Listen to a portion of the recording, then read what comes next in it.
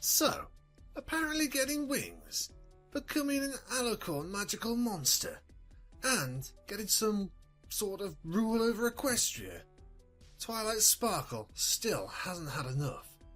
She needs a whole two-parter named after herself. Well, that's just like her, isn't it? So let's get into this. So the start of this season begins as all the previous ones did, with Twilight being a failure at something. This time, it's flying. But what's that?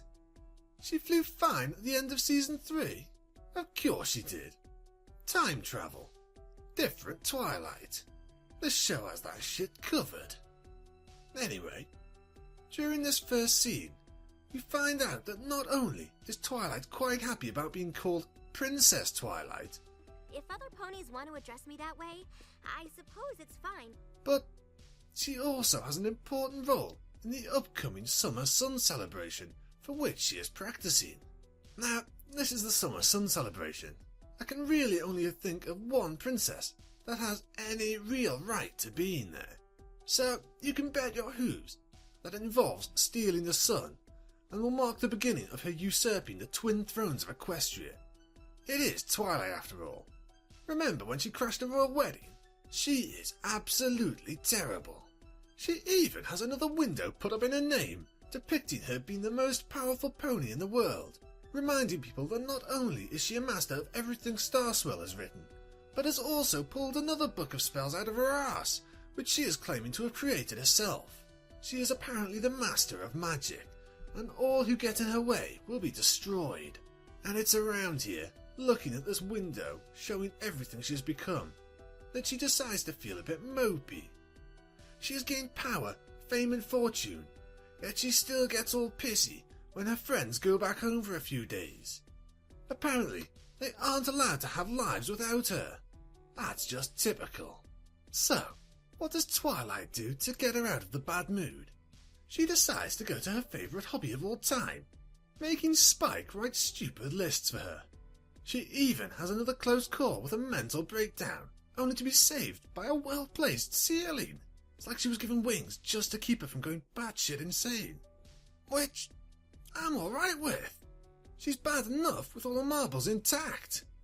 Now, this wouldn't be a two-part epic adventure of doom if we didn't have the odd emotional scene. Cue Celestia. She strolls in, all regal, with her wings spread wide, trying her best to remind Twilight that she is far above the Purple Menace. But Twilight ignores her and forces the conversation to a difficult place for the real princess. She makes Celestia remember the fact that she had to banish her own sister. I mean, seriously, what the shit? Twilight, do you have no heart? It is a beautiful scene and all, mind you.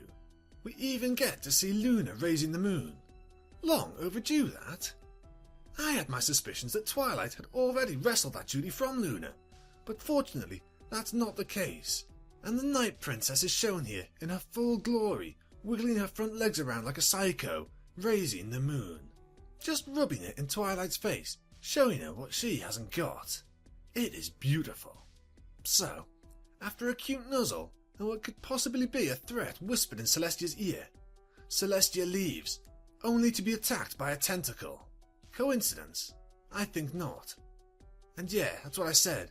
A tentacle. We soon learn that this is the Everfree Forest of sorts, though. And who, do you reckon, could control the Everfree Forest?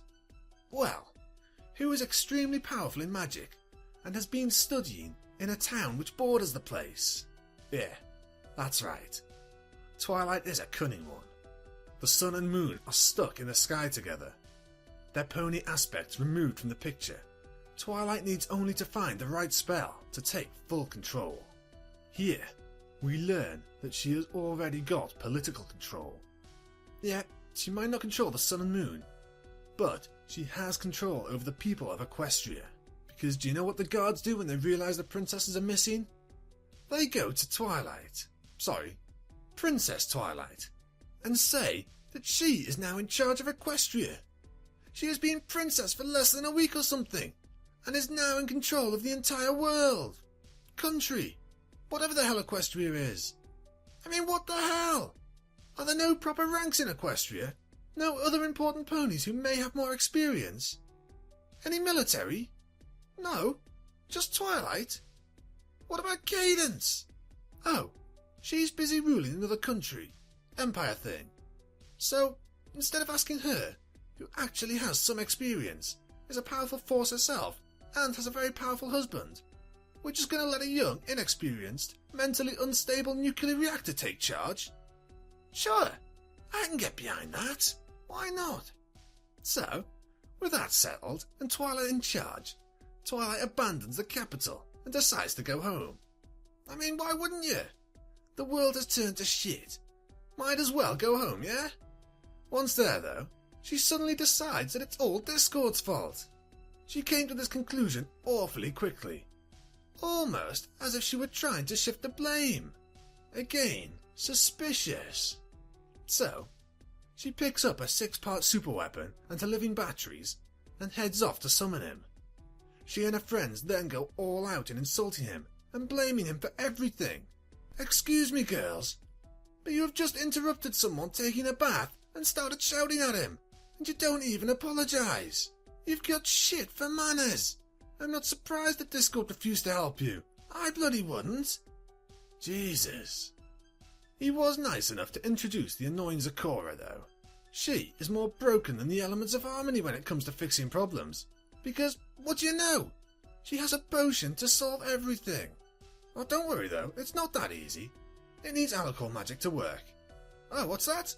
You just became an alicorn, Twilight? Well, how fucking convenient is that?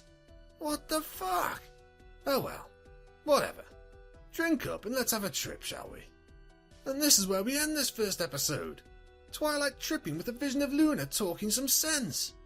She has caught on to Twilight's plan and has decided that if anyone is going to take control over the world wielding both sun and moon, it's going to be her. Good on you, Luna. I'm proud.